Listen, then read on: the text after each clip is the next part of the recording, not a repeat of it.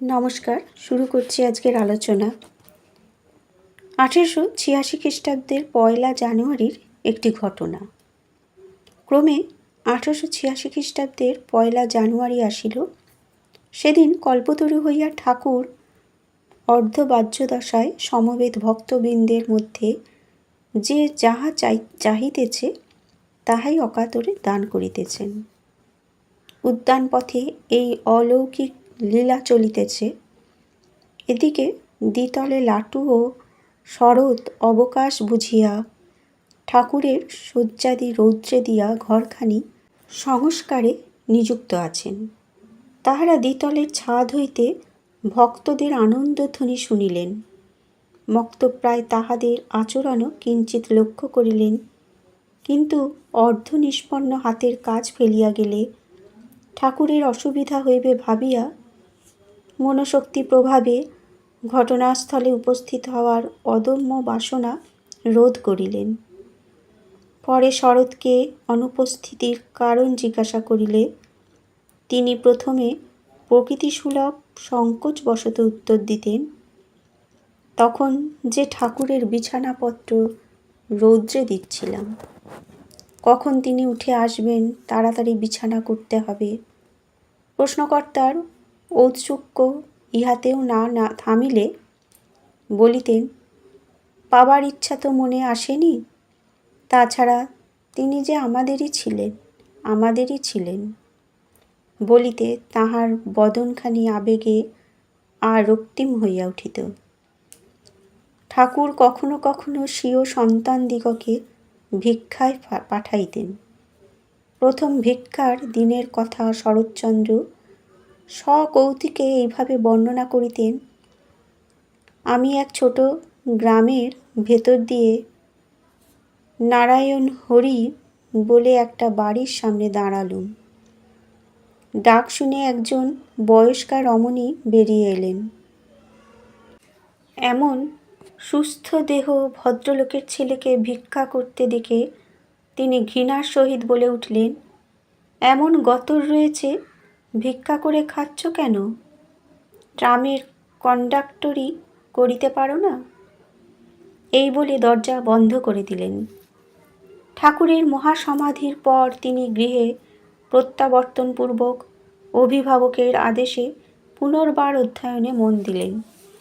পিতা ভাবিলেন এইরূপে পুত্রের মন গৃহেতেই আবদ্ধ রাখিবেন, কিন্তু বরাহনগরে মঠ স্থাপনের পরে নরেন্দ্রাদি মধ্যে মধ্যে তাহাদের গৃহে আসিয়া প্রাণস্পর্শী ভাষায় ত্যাগ বৈরাগ্যর কথা শোনাইতে এবং স্মরণ করাইয়া দিতে লাগিলেন যে ঠাকুর তাঁহার সন্তানদের নিকট অনেক কিছু আশা করেন।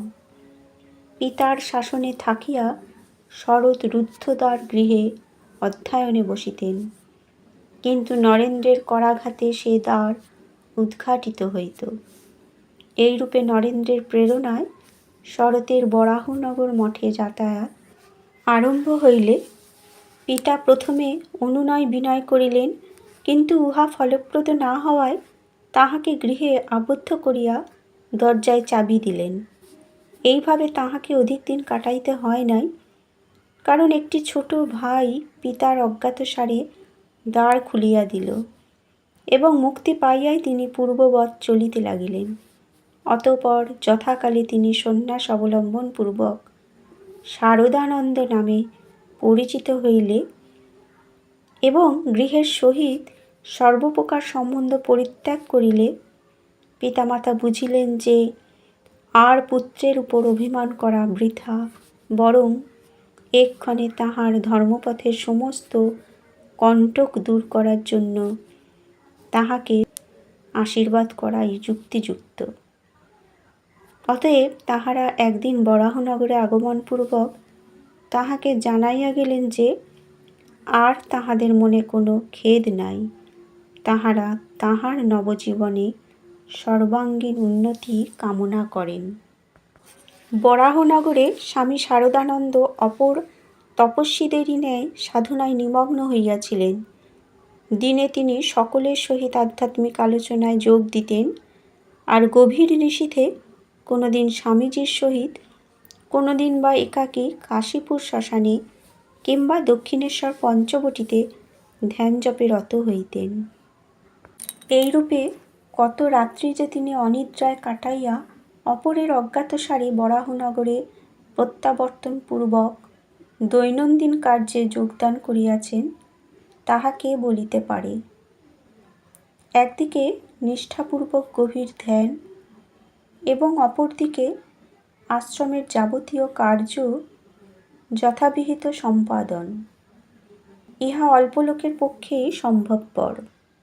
আবার গুরুভ্রাতাদের কাহারও অসুখ হইলে কোমল স্বভাব শরৎ মহারাজ সহানুভূতি ও সেবাপরায়ণতা লইয়া তাহার রোগশয্যা পার্শ্বে উপস্থিত হইতেন। তাহার গলার স্বর অতি কোমল ছিল। তিনি যখন গান গাহিতেন তখন দূর হইতে সহসা বামাকণ্ঠ বলিয়া ভ্রম হইত। একদা রাত্রে তিনি বরাহনগর মঠে সুকণ্ঠে গান ধরিয়াছেন। এমন সময়ে পল্লীর কেহ কেহ স্থির করিলেন যে মঠে নিশ্চয়ই নারীর আগমন হইয়াছে।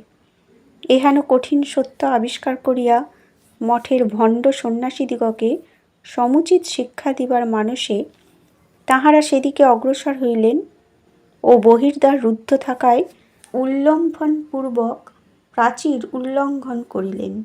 কিন্তু সঙ্গীত সভায় উপস্থিত হইয়া যাহা দেখিলেন তাহাতে তাহারা লজ্জায় অধঃপতন হইলেন।